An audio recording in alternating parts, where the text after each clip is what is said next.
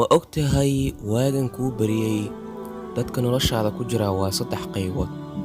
Waa qayb aad u jeceshahay ood isleedahay maxaa waa hore ula kulmi waayey, iyo qaybta labaad ood isleedahay malaha dadkan waqtiga ay mudnaayeen malaha ma aadan baran, iyo qaybta saddexaad ood isleedahay inaan la kulmo iska daaye magacooda xataa inaan maqla ma aysan ahayn.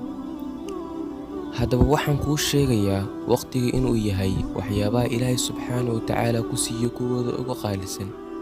Ha ku luminin cid aan u qalmin. Ogow waqtigu lama kaydsan karo, lamana daysan karo.